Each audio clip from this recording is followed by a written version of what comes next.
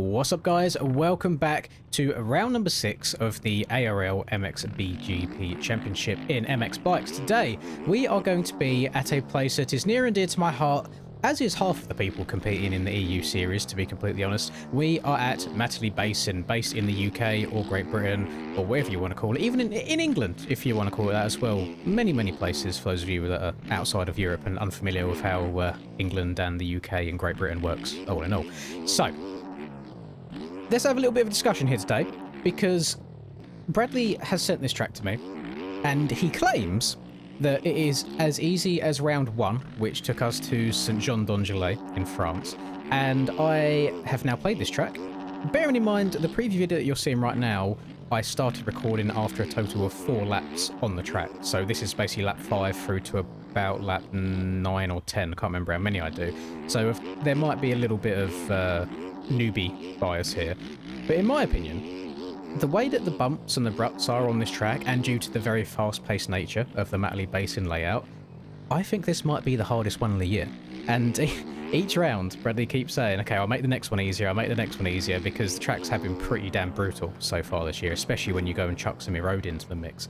But it doesn't seem to be going that way, and for a good reason as well. Now, I've been loving the GP track so far. I think having really difficult tracks in the game is exactly what the competitive scene needs at this point, to be quite frank with you. I'll just be blunt. I don't really like the super easy tracks for racing on. Tracks like this, to me, create such a skill gap. It's crazy, because not only are you trying to race against each other, you are also trying to race against the track too, and try and change your lines as the track progresses. Now, I try and do my best throughout this little preview of taking a different line every single lap, so you might see me being quite a bit more tentative than usual, but again, that's just because I only spent about 4 laps total before doing this video for you all. But I love it. I'm not sure if it's just the hometown bias or what, but this is a really fun and enjoyable track. Now, I want to pick out some key parts for you to be wary of as you are learning this track for the first time in testing. So what I have noticed, especially because this track has a lot of off-camber corners, it is very easy, more so than usual, to get your lean angle wrong. And what I mean by that is if you are turning and the track is kind of going with you, so if it's an off-camber but up a hill, it's very easy to lean too far and the front end start trying to knife a little bit in that way, especially when you add all the choppy bumps to it as well. So very important to get that rider weight over the front end to force that front end down into the ground and cause it to hook up. And then the alternative, as you'll see in a second, we've got a long sweeping right-hander back down a hill. It's very easy to have the bike too far upright, so not leaning over enough. And then that's probably a worst case scenario if you crash doing that, because then you're going to go tumbling down a hill. So like this long right-hand sweeper here, probably one of the most notoriously difficult corners in MX Bikes and across all the GP seasons, no matter what iteration of Matterley Basin you are playing. Now, it is worth mentioning that the track layout and the bumps and the ruts that you see here are based off of the real-life 2024 MX of Nations event.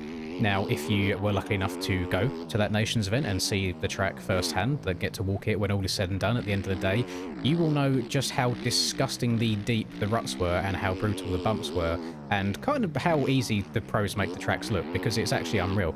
I've got a picture somewhere in my phone. I might have to try and find it and flash it up on screen right now if I can do, of once all the racing's done, and the ruts are just up to people's knees. You know, it's actually unreal to see how these fast guys go so fast on a track that's so beaten up. And one thing that I've liked about Bradley's tracks so far is he doesn't tend to stray too far away from the source material. He tries to keep it as true to life as possible, and you'll notice that in a few different corners around this track.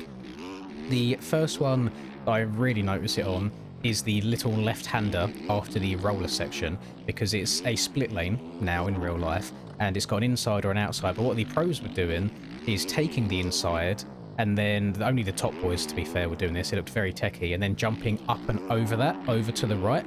Now, on JV's version of it, the actual Nations version we got in-game, he decided to remove that possibility to basically make it not an OP line, to make it so it's not everyone's just going inside, round it, doubling the whole time. But this one's done a good job, because I don't think it's OP at all. You're gonna have to get things really perfect. You see that just a little tiny crossover there halfway through the split lane where you could jump over if you wanted to. I believe the outside in the split is faster for right now.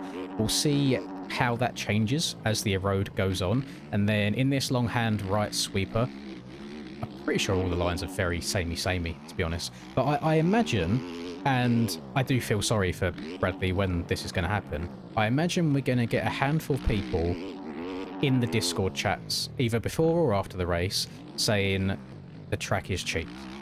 The reason I believe they're going to say this is because their front end is going to be knifing and tucking and washing on the back braking bumps. That is just a result of this game and how the bikes handle physics in this game. But as you can see from the gameplay that you're watching of me, if you are picking your way around the track and actually taking your time and being patient, there is no reason that your front end should be washing. It's only going to be when people are trying to go 100 miles an hour everywhere, which as we know is what people do in race scenarios. But that's fine for trying to qualify. I beg you, try and be a bit more patient in the actual races. And I'll see people probably be like, why has he made it so rough? Because of the nature of Matterley and the general track layout, it's a very, very high-speed track anyway. You know, there's lots of long sweepers rather than these tight, twisty technical sections. And we know how that works in MX bikes. If that's the case, you're just going to be rattling the outside everywhere wide open and never shutting off. And that seemed to be a lot of the NA boys' complaints about Lugo in Spain, for example, was it was very, very quick. So that is why that rough is there. It is to slow you down, to make the lap times a bit more realistic as well. Not only that, it's to make a lot of the lines more viable to each other. I do like that you can quad up this hill on a 450. I will be very impressed if I see any 250 riders doing it. But the amount of commitment and the good downside of a jump before that it takes to get over it, again, I think marries up with real life perfectly. So if you was there, again, if you watched it, there wasn't really many top pro riders going for it, and the only person that really springs to mind was Isaac Gifton, and he was going full send, front wheel right up to the sky and just barely getting over it. So I love that it is a stretch to get in game as well, again trying to tie it into as much realism as possible, and he's done a good job, because any realistic track that we want to make in this game, you kind of have to fiddle around with it a little bit. You can't just do a perfect one-to-one replica, because the real life physics and MX bikes physics don't really correlate to each other as much as we would like them to. I think I've just punched the microphone, I apologise if you heard that. They just don't, unfortunately. So it really is down to the track creators to work their magic and wizardry. Now, I am usually a big advocate, please don't cringe as you watch the third person lap, I am aware I'm terrible in it. I'm a big advocate of there's no point in practicing on the previous year's track because it won't be much help because of the muscle memory and such. I actually think practicing on the 2024 Nations track that we have in game that JV made will be very good practice for this track. I genuinely think, as rutted and whooped out as that Nations track was, I think it will be harder to go around this track fast than that one. It might just be my lack of laps again, saying that, but that's how I feel in my early impressions of this.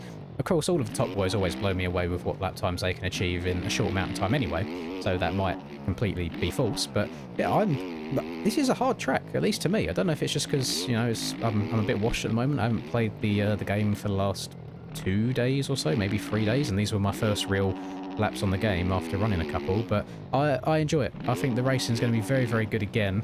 I imagine, because I don't really know much else of what's going on across other classes and such, 450 EU, I imagine it's still going to be the same top 3 unless someone can come out and have a breakout ride.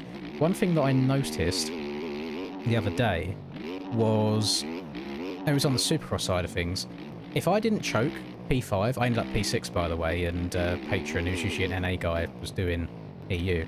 If I didn't choke P5, the top 5 in that race were all going to be from Great Britain, and I didn't realise before how the majority of the EU scene is from the UK. So it would be very, very cool. I'm sure it's not going to happen because Rax is an animal this GP season. He's so quick. It would be cool to see an all-UK podium at their home race, but we shall see. Join me later on today for the stream. I look forward to seeing you all there, and I hope you enjoy this track as I've been enjoying it. And again, just be patient with it and let it come to you, and you should have a good race. Enjoy this attempt at an oppo, and there we go. Goodbye.